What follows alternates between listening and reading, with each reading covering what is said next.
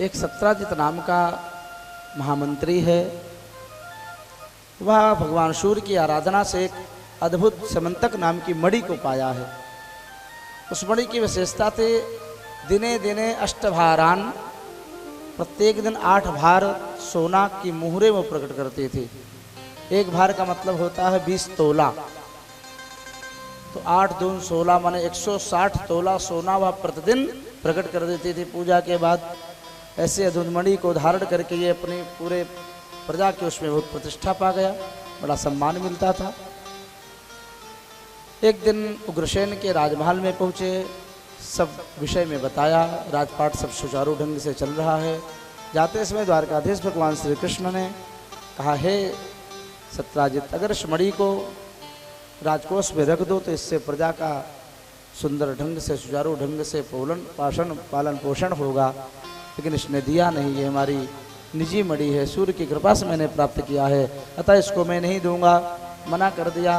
कालांतर में एक दिन इसके छोटे भाई प्रसेन ने भैया से मांगा, भाई जी मणि मुझे दे दो, मैं भी थोड़ा कंठ में धारण करके गले में पिरो करके माला में और घूमना चाहता हूँ, लोग मुझे भी मेरा भी सम्मान करें। अब प्रसेन को दे दिया न चाहते हुए भी। कभी कभी भाई कुछ कहता है तो भाई की इच्छा नहीं भी होती, लेकिन वैमनस्य हो जाएगी इसलिए करना पड़ता है, देना पड़ता है, न चाहते हुए भी सौहार्द के लिए। प्रसेन ने धारण किया, जंगल में आखेट करने चला गया। वहाँ पर भयंकर बब्बर शेर ने इसका वध कर दिया। शेर का वध करके जाम्बवान ने भी मणि छीन ली और गुफा में जाकर के अपनी कन्या जाम्बवती को दे दिया। और इस प्रकार से रात्रि बीत गई, प्रसेन मणि लेके लौटे नहीं, खोज करवाया।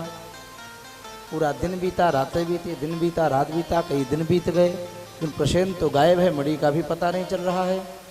खोजते खोजते थक गया सत्राजित और अपनी पत्नी से कह दिया एक दिन उदास होकर के, लगता है लोभी कृष्ण ने मेरे भाई को एकांत में पा करके मणि के लिए वध करवा दिया। क्योंकि हे देवी, एक बार मैं सभा में गया था तो कृष्ण ने मुझसे उस मणि की याचना की थी, मांग की थी, मैंने मना कर दिया था। अद्भुत मणि को पा करके एकांत में मेरे भाई को मारवा दिया लगता है कृष्ण ने, लेकिन जब तक ये बात सिद्ध ना हो जाए तुम किसी से बताइयो मत। अपनी श्रीमती जी से बताया और मना भी किया सत्राजित ने। लेकिन धन्य है माताओं, इनकी सृष्टि भी ब्रह्मा ने बड़ी विचित्र की। जिस चीज़ को मना करो ये बात किसी से बताना नहीं, वो बात तो जरूर बता देंगे। बोलो राधे राधे। और ये भी बेचारी परबस हैं, श्राप के वशीभूत हैं। युधिष्ठिर ने श्राप दे दिया था महाभारत के अंत में। बात ऐसी है, पूरे नारी समाज को कुपित होकर के युधिष्ठिर ने श्राप दे दिया। जब महाभारत का युद्ध समाप्त हो गया, पांडवों ने समस्त कुरुवंशियों के लिए श्राद्ध तर्पण आदि किया, जलोदक क्रिया किया है, पिंडदान आदि किए हैं। लौट के आए गंगा जी से, कुंती ने पूछा, युधिष्ठिर तुमने कर्ण के लिए तर्पण पिंडदान किए कि नहीं किए? कहा नहीं माता, वो तो सूत पुत्र था, मैं उसके लिए कैसे करूं? तर्पण पिंडदान तो अपने कुल वंश वाले को लिए होता है। आज अधोमुखी दुखी कुंती ने उस परम गंभीर रहस्य को खोला है, बताया है, जिसको बाल्यावस्था से छुपो करके रखी थी, मौन रख के सज्जनों, और बताया है, हे युधिष्ठिर, कर्ण पराया नहीं था, वह अधिरथ और राधे का पुत्र नहीं था, वह हमारा पुत्र था और तुम्हारा बड़ा भाई है। विवाह से पहले मैं चंचलतावशात दुर्वासा की कृपा से देवहूति विद्या को पाया और परीक्षार्थ मैंने सूर्य का आवाहन किया और सूर्य के अंश से वह मुझसे उत्पन्न हुआ था। मैं लोक लज्जा के कारण मैंने उस बालक को चुपके से बहा दिया था, पालन पोषण किया था अधिरथ ने, वह मेरा बड़ा लाल है, अतः जा करके उसको भी तुम तर्पण और दैहिक क्रिया करो। इतना सुनते ही सज्जनों वहाँ पर बड़ा गंभीर प्रसंग वर्णन है। युधिष्ठिर की आंखों से झरझर अश्रु बहने लगे। अर्जुन के शरीर में कंपन हो गया। भीम आश्चर्यचकित हो गए, ये कुंती वहां क्या कह रही है? सर्वज्ञ श्रीहरि मौन रहे, कुछ बोले नहीं। कुपित हो गए युधिष्ठिर, थोड़े ही देर में सशंकित हो गए और घमा तेरे इतने चुपके रहस्य के कारण, मौन के कारण एक भाई के हाथ से एक भाई का वध हो गया। गोत्र का वध हुआ है जो अक्षम्य होता है। मेरे कर्ण जैसे दानवीर भाई की मृत्यु का कारण तू है, तेरा मौन है, तेरा रहस्य है। इतने इस बात को गुप्त रहस्य बना करके रखा है। कुपित हो गए युधिष्ठिर और हाथ में जल लेकर के समस्त नारी समाज को श्राप दे दिया, आज से कोई भी स्त्री नारी अपने हृदय में कोई भी गुप्त बात को नहीं छिपा पाएगी। युधिष्ठिर के श्राप होने के कारण माताओं को कोई बात पचती नहीं है। बोलो राधे राधे। ये बात गुरुवार की व्रत की कथा में भी आया है, वर्णन किया है। वहां पर माताएं 4 सेर अन्न को पचा जाती हैं, लेकिन 4 अक्षर वाले रहस्य को ये नहीं पचा पाती हैं। आधा किलो रसगुल्ला लाओगे, अब वात्सल्यमयी है इसलिए बच्चों को खिलाती हूँ, बात अलग है।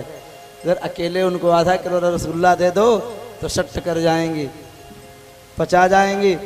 लेकिन 5 अक्षर से युक्त कोई रहस्य होगा तो बताए बिना उनसे रहाइश ना होवे सज्जनों। भक्तवत्सल भगवान की जय। वही गलती सत्राजित की पत्नी ने कर दिया और उसने अपनी सखी से बता दिया, और बताते हुए ये भी कह रही, देख बहन तू मेरी अपनी सखी है, खास है, इसलिए मैंने तोते बतायो ये बात, किंतु तू काहू से मत आइयो। बहन मैं तेरी शपथ खाऊं, सौगंध खाऊं, हम काहू ते नाय बताएंगी। और वह बैठी, 1 दिन 2 दिन बीता, उसके भी उछल कूद हो रही है श्राप के कारण। उसने दूसरी सखी से बताया, उसने दूसरे से करड़े करड़े जपंजना, ये बात पूरे द्वारिका में फैल गई। सुनते ही दाऊ ने गदा उठाया, सत्राजित का वध के लिए उद्यत हो गए।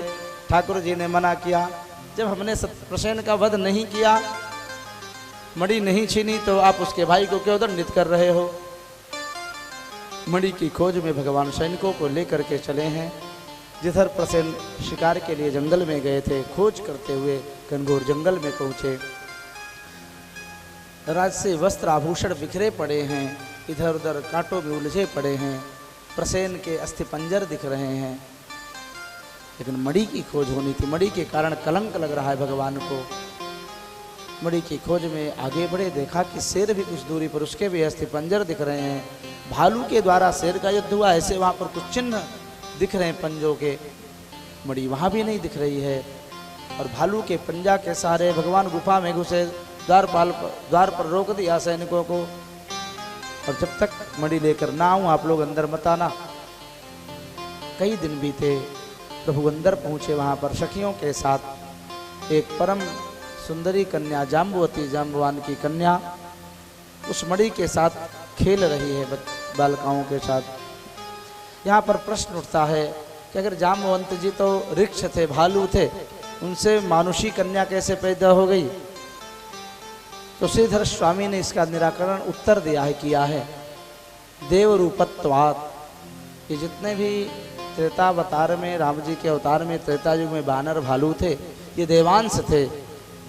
अतः एक बार जाम्बवंत जी ब्रह्मा जी के देवता के अवतार हैं, इन्होंने एक अप्सरा के द्वारा विहार किया था और उसी से ये कन्या उत्पन्न हुई थी। इस प्रकार से द्वारिकाधीश आगे पहुंचे और मणि को अपने हाथ में ले लिया। कन्या ने एकाएक अपरिचित पुरुष को देख करके भयभीत तो हो गई। उसके आवाज को सुन करके जाम्बवंत जी ध्यान कर रहे थे राम जी का, कूद पड़े और आकर के देखा एक 16 वर्षीय राजकुमार ने मेरी उस मणि को मेरी कन्या से ले लिया जो मैंने शेर को मार करके प्राप्त किया है। ऐ बालक, इस मणि को मुझे दे दो। क्रोध में आ गए जाम्बवंत जी तुरंत, मेरी मणि को इसने मेरी कन्या से छीन लिया, इस मणि को मुझे दे दो। प्रभु ने कहा नहीं नहीं, इस मणि के लिए मुझे कलंक मिला है, हम इसको लेकर के ही जाएंगे। भयंकर युद्ध होने लगा सज्जनों। उखाड़ उखाड़ पेड़ जड़ से इतने बलवान है जाम्बवंत जी और भगवान। मल्ल युद्ध होने लगा, पंजे से पंजे उठा उठा के एक दूसरे को पटक रहे हैं। अहरनिश रात दिन युद्ध चल रहा है। कई दिन बीते, द्वारका के सैनिक सब द्वारका लौट गए और वहां पर वसुदेव जी से बताया, कई दिन हो गए कन्हैया निकलो नहीं गुफा से। देवर्षि नारद प्रकट भये और श्री कृष्ण की प्राप्ति के लिए दुर्गाम कृष्णोपलब्धये। वसुदेव जी ने देवर्षि नारद को गुरु बना करके और देवी यज्ञ का शुभारंभ किया है। अंबा यज्ञ देवी भागवत सुना इसी प्रसंग में। और सज्जनों, ये संकल्प मन में लिया है कि मेरा कन्हैया सकुशल वापस आ जाए। इधर 27 दिन बीत गए सज्जनों, युद्ध होते हुए जाम्बवंत जी का और कन्हैया का। 28वें दिन भगवान ने सोचा किस बूढ़े जाम्बवंत से ऐसे खेल करूंगा तो 27 दिन क्या 270 दिन बीत जाए तो कोई आश्चर्य नहीं है। 28वें दिन भगवान ने मुष्टिक में वज्र का स्मरण किया और बड़ी तेजी से घुमा करके एक मुक्का वक्षस्थल में छाती पे मारा। जाम्बवंत जी घुमा खाते हुए पीछे गिर गए चक्कर खा करके। इतना वज्रवत प्रहार मेरे को डिगा दे, कौन है ऐसा? ध्यान से देखा तो मणि, कौस्तुभ मणि के चिन्ह, श्रीवत्स भृगुलता के चिन्ह, ये तो मेरे राम जी के हृदय में ये चिन्ह थे। और अब कोप क्रोध दूर हो गया। अब जब चरणारविंद देखा तो चरण भी राम जी के चरण ही तो हैं, ये लग रहे हैं ऐसे सुंदर सुंदर चिन्ह दिखाई दे रहे हैं। और जब मुखारविंद को देखा तो राम जी ही दिख रहे हैं कन्हैया के रूप में। उठ पड़े और चरणों को पकड़ लिया सज्जनों। जाने त्वाम सर्वभूतानां पुराण पुरुषं परमं। हे नाथ, अब हमने आपको पहचाना, आप मेरे अपराध को क्षमा करो। क्रोध के कारण नहीं पहचान पाए जाम्बवंत जी। और मणि के साथ अपनी कन्या का भी दान दे दिया। मणि को लेकर के, कन्या को लेकर के द्वारकाधीश प्रभु द्वारका पहुँचे। पूर्णाहुति हो ही रही थी कि मणि के साथ श्याम सुंदर तो आ ही गए, साथ में मणि भी और बहू भी साथ में है। पुनः यज्ञ संपन्न हुआ, सफल हुआ। पूरे द्वारिका में आनंद की खुशी लहर दौड़ पड़ी सज्जनों। और सब झूमने लगे, नाचने लगे।